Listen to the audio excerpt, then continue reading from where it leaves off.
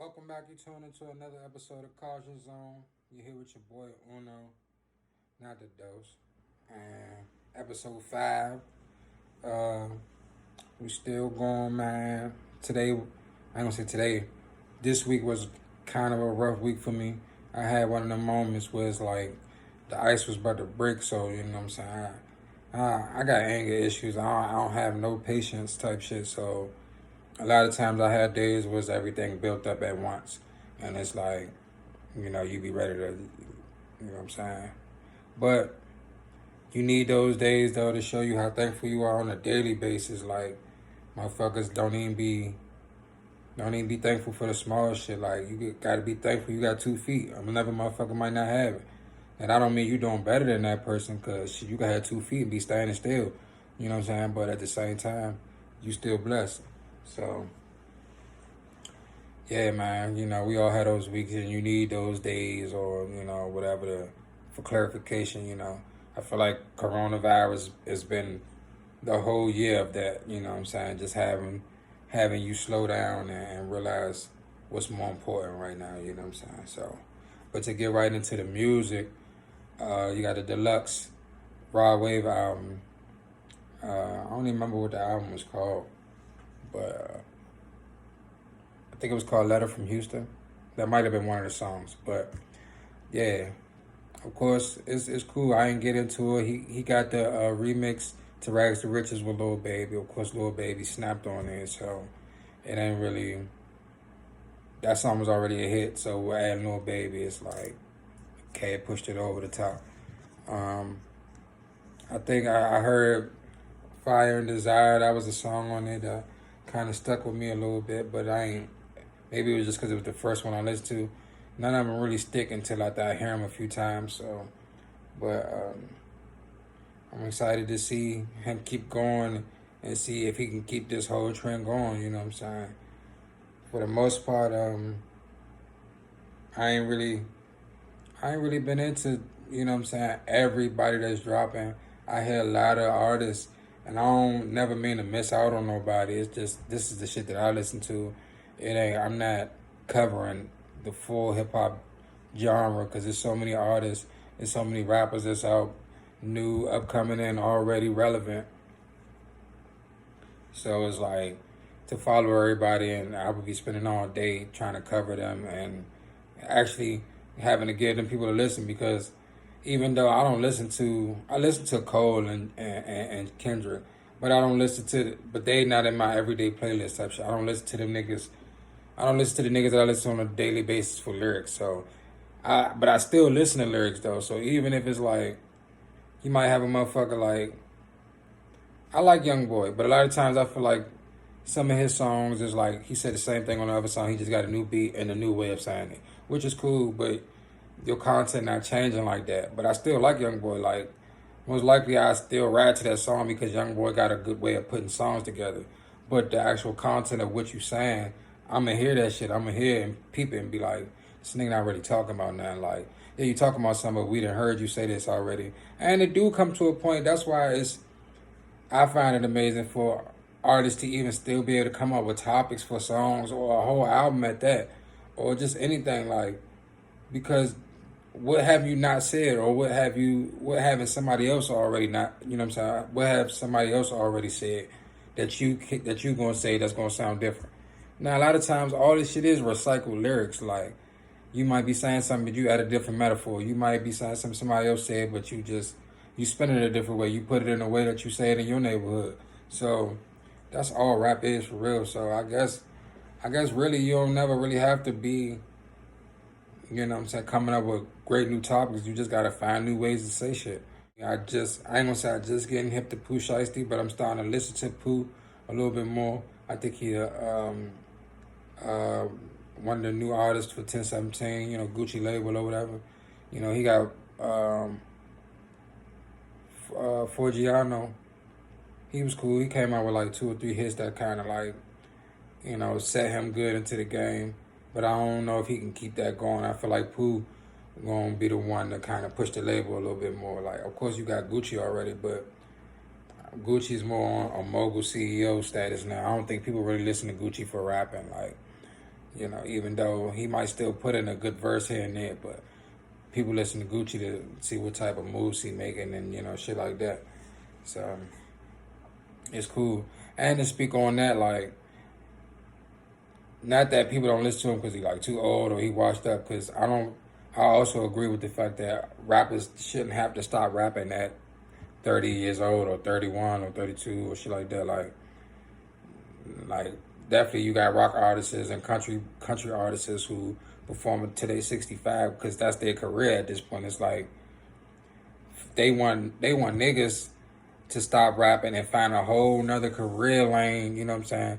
These white motherfuckers who come up with these country songs, and it might have only been one good album that they had, but they perform that shit till they die, and they don't never have to really look into another career, you know what I'm saying? They might, of course, everybody with some type of money should put their money into other shit, so yeah, that's how you keep some income, but actually changing your whole career, like, they not forced to do that, so why should we? You know what I'm saying?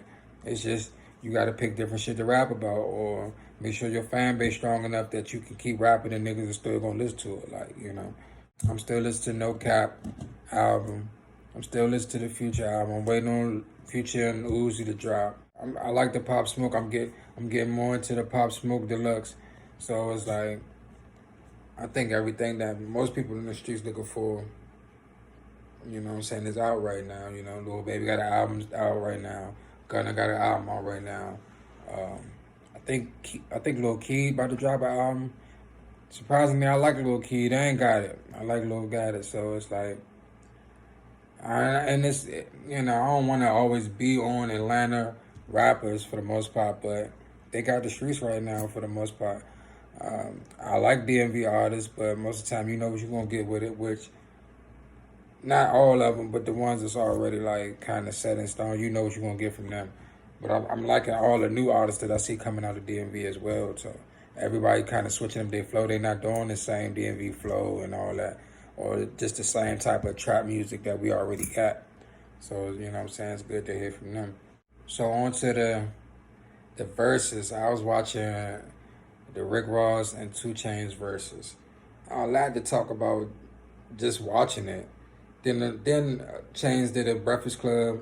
Chainz did a Breakfast Club interview, which kind of clarifies some things for me. But still, I'm still in the dark about a lot of shit. Like, for me, 2 Chainz was super awkward in the beginning of the joint. Like, it seemed like he was forgetting lyrics and just, he don't look like he was comfortable at all. Like, he don't look like he knew what to say. I'm like, damn, dude, this nigga, I mean, you do concerts, so I'm like, and you usually got a bigger audience. I mean, yeah, you got 15,000 people or whatever watching, but that ain't the same as being in front of all the motherfuckers. So I don't know if Raw's adding to the awkwardness, or it's just you're not used to this. And of course, going back to like the Breakfast Club, he said he practiced for all this. So for me, that kind of threw me. I'm like, you practice, nigga. That don't look like it, But he definitely like cleaned it up. Like I think it was only like maybe the first 5 or 6 songs where it was like awkward for me watching. Like I was watching, I was feeling awkward. I'm like, damn, why is this nigga acting so weird? But then, they turned it around. I mean, of course, he talked about in his Breakfast Club interview that, you got the Jadakiss joint, how they became a meme. Snoop became a meme. So he didn't, I guess they both felt they didn't want to do that, so they both was kind of like being laid back. But then I think as it went on, they just more got comfortable and realized it ain't, I guess most people come in thinking like, besides Snoop and DMX, I think most of them come in thinking like they're trying to beat each other, so it's a certain way they got to be. Then after a while, they realize they start to like the music that they hear from the other person. It's like, man, this is not about beating each other. Which, of course, somebody is still going to be a winner or loser, but it's not really about beating each other when it comes to them two. So it's like, I think they start to enjoy a little bit more. Chainz brought out the strippers, which threw me off. They got the motherfucking mask on and all that. They was looking right. But it just, for me, it was a force. It was like, if your song not going to do it, I guess you're trying to use the strippers to up the song or whatever, which is cool. Of course, Rick, in return, he bring out a fucking massage therapist and shit, which has always kind of like been some raw shit. Like, he always been on some balls type shit, having bitches massaging while he talking, while he doing anything. So, You know, I guess it's not a big surprise, but I'm here for the music. You could say that shit for a real concert type shit. But yeah, I mean, Billboard scored it in Raw's favor. I don't remember the exact numbers, but they scored it in Raw's favor. Watching it, I think Raw's won. I mean, initially, before watching it, I didn't know much of Raw's catalog, so it was like I know he had a long catalog, but I didn't know all the music. So I mean, I definitely heard some shit I didn't hear before, and it made you appreciate Ross a little bit more. Now all the Chain songs, I think I knew almost every Chain song, and he kind of mentioned during the verses and also on Breakfast Club that he don't have no big label backing him, no Jay-Z features, which is I'm like I understand where you're coming from because it's like I'm a Virgo. I realize he a Virgo too, so it's like we kind of do this thing where it's like we can see both sides of everything. So it's like he realized he got the ammunition to win, but he not going to overlook the fact of what Ross got going on. Now, it's good he didn't say it until after, because if he'd have said it before, motherfuckers be like, he making excuses for why he going to lose. But even after, it's like, that's your excuse for why you lost. But it's like, nah, that's the truth, though. You know what I'm saying? But I don't think, fuck a Jay-Z feature. That shouldn't have anything to do with what y'all got. And that was another thing. All of them played hella features. I don't even remember. I didn't watch a lot of the other verses, but I'm like, damn, is this a feature joint? Like, I think Chains played a joint where he was just on like a part of the hook, and then the shit cut right off. I was like, what the fuck was that? Like I get you was a part of that song, but that's for me like play some shit that you hold most of the way to, even if it's a feature. It need to be like them on the hook and you doing all the verses, or you doing a hook and a verse, not just you and the hook and then you out. And it's like, or you doing the ad lib and you like, yeah, I was in that song. Nah, that shit for me, that shit food. I don't think neither one of them should get a point for features, but features, if it's your song, I guess, because, nowadays motherfuckers do that. They got a song and they send it to somebody just to throw their shit on it. So if it's still your song, I can understand, but I don't feel like features should, because it's like you playing dirty as soon as you hear Drake come on. Like you playing dirty as soon as you hear Wayne come on somebody's song. Like, so I'm like, damn, like, cause you get a different feeling just hearing them, and it's like, damn, I remember this song. He played, of course, Duffel Bag Boy. As soon as you hear Wayne, if I don't do nothing, I'm a ball. I'm like, nigga, that's Wayne. Like, yeah, I fuck with Titty Boy on that. But nigga, Wayne made that John. Like, Wayne made that song for real. Like, whether it was your song or not. If he wasn't on that, I don't even think. I mean, yeah, and even if they said the same thing, Chainz probably could have said the same thing, but I don't think just having Wayne on it at that time, that shit made that shit way more of a hit. You know what I'm saying?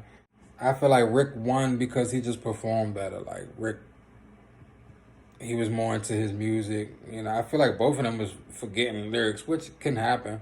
I guess you be in the game over 10 years, you're not going to remember every single thing, especially when you got all these songs in your head already, plus songs that you're probably working on now.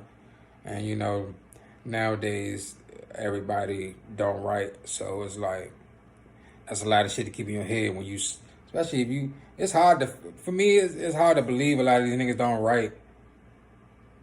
I mean, I get it, you could punch in and shit like that, that's different. But as much weed and shit as these niggas smoke and drugs and shit, there's no way you're not writing something down. Either you spend it all, cause I'm assuming either you gonna spend your whole day in the studio until you come out, until you start and finish the song, maybe. But if you telling me you start a song and then come back the next day and try to finish it and you ain't wrote shit down, I don't believe that, cause it's like, nigga, I can come up with 6 bars right now, but by the time I walk from here to the living room, you know what I'm saying, to go record it, I'd have done forgot that shit. Like, I'd have done forgot at least 2 of the bars out of the 6. So I don't, you know what I'm saying, I don't get how motherfuckers do that. And I guess maybe that just come with the talent of being a rapper, being able to, you know what I'm saying, remember and keep all that information in your head. Or especially if it's some shit you fuck with, like, if you saying some shit you know motherfuckers gonna fuck with, maybe make it easier for you to remember it. But that's neither here nor there, you know what I'm saying. What was it, around 34th? damn, I don't even remember the street, but it was a big shooting out, a big shootout out there. Of course, everybody talk about it like they surprised, but I'm never really surprised when the shit happening in the southeast area. Like, not just southeast, the DC period. I'm never really surprised. For me, the whole thing is the police is so lenient over there. Like, like in Maryland, you can't even stand on two niggas can't even stand on the corner for too long without PG pulling up and asking y'all niggas to disperse or whatever. And you could think about even talking some shit back. Them niggas will put hands on you. You hear me?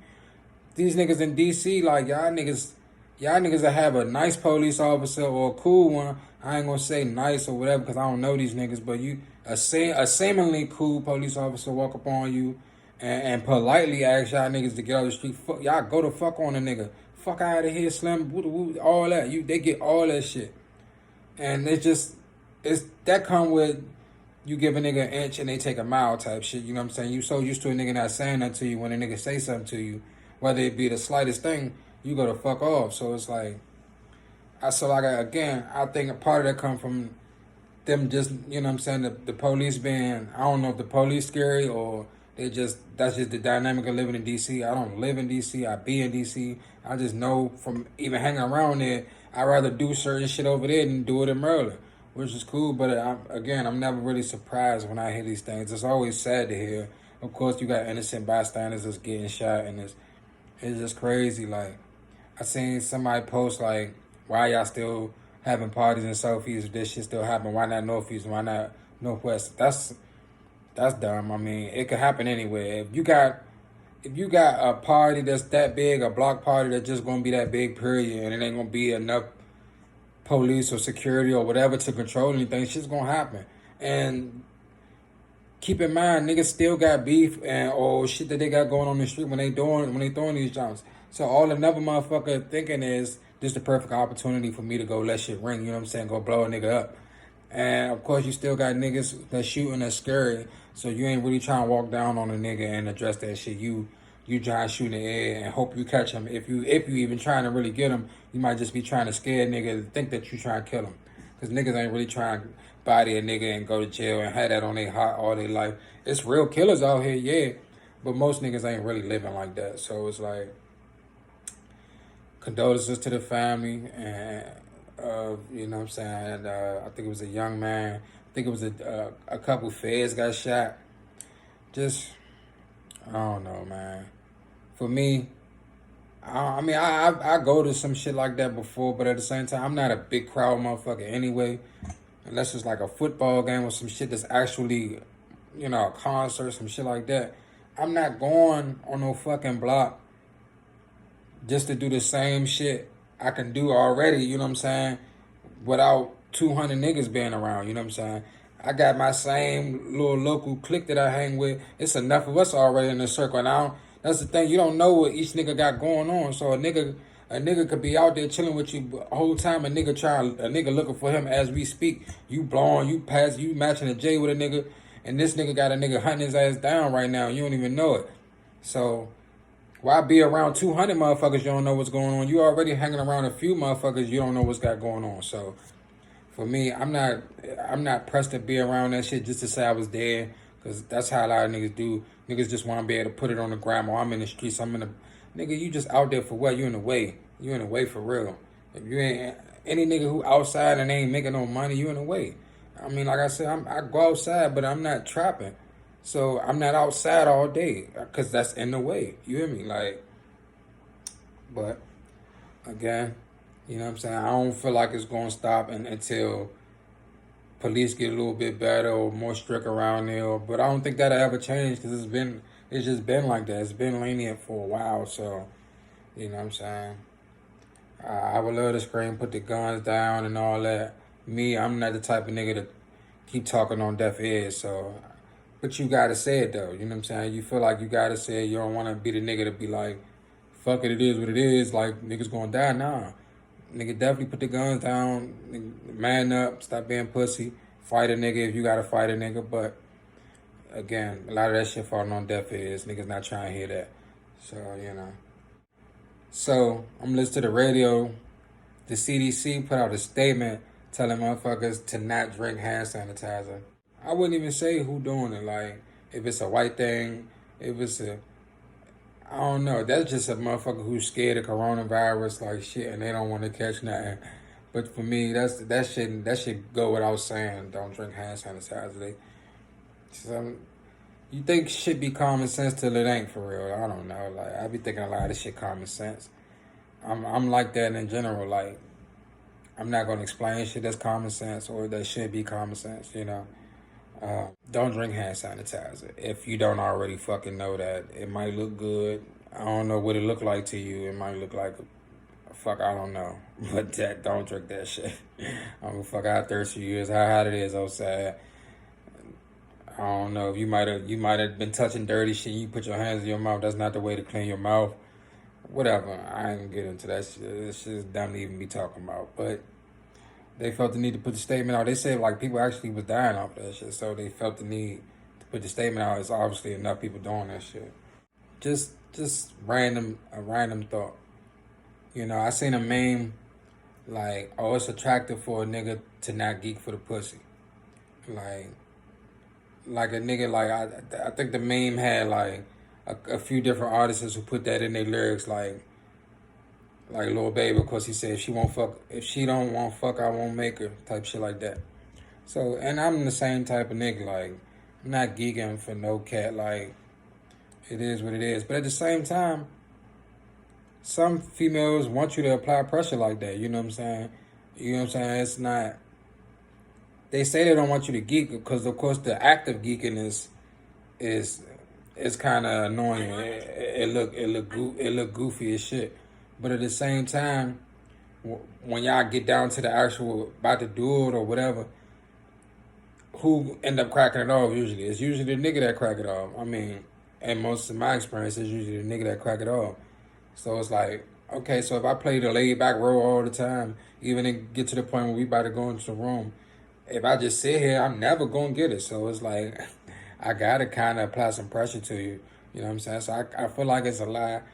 You know, I feel like females a lot of times say what's good or what sounds good at the moment. You know what I'm saying? But in all actuality, most of them are the same. They want a nigga to be aggressive. They want a nigga to, because they ain't gonna do it. You know what I'm saying? But they want the same things we want. So, but again, just speaking on that, like the niggas who do press, like when I'm saying pressing a bitch, you in a bitch DM every day. A bitch who clearly ignoring you or ain't really showing you the same interest that you showing. You doing all this going out your way and shit. You want to keep taking a bitch out and you're not getting what you want out of the ordeal. And it ain't always got to be sex, but most of the time it is.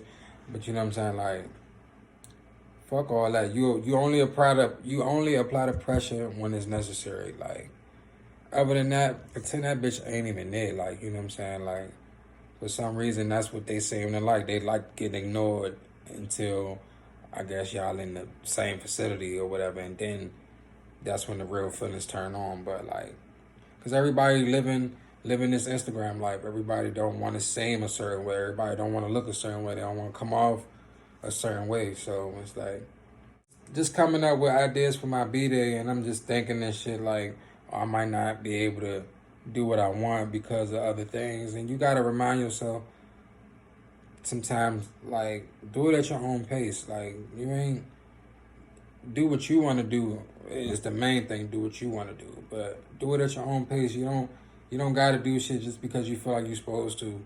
You know what I'm saying? Or a lot of times, like, I forgot the guy's name. He popular entrepreneur, white dude. But, he said a lot of times people they celebrate themselves and when they haven't accomplished anything, and that resonated a lot with me because it's like, yeah, like you want to go buy yourself a pair of shoes every time you get paid for what?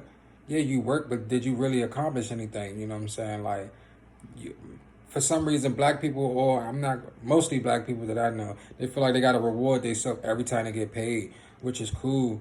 You know what I'm saying? We've been bred to think that we gonna live this short life, you know what I'm saying? We die young, so, you know what I'm saying? Fuck it, do it while you're here now. A part of me definitely agrees with that. It's like, because you see it a lot. I also feel that way sometimes that I might die young, so I want to do as much as I can while I'm here.